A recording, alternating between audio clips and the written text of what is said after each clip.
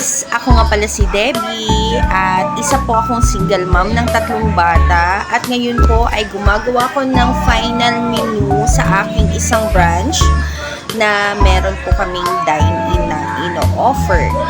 So, bala ko po ay mag-reopening po muna ng aking resto kasi nga po for 2 to 3 months nagkaroon po ng problema. Hindi po talaga madali mag-put up ng isang restaurant, lalo na po at first time mo mag-put up ng ganitong klaseng business.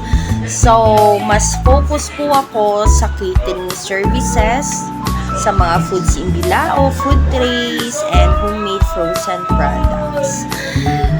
Ang importante at ang alam ko lang ay kailangan ko pong ipagpatuloy itong aking business kasi ito lang po ang nagpo-provide ng aming needs ng family. So, sana po ay suportahan niyo po ako kahit po dito sa aking paunti-unting pag-vlog dito sa YouTube. Mag-subscribe lang po kayo at sana po ay suportahan niyo po akong mag-grow dito.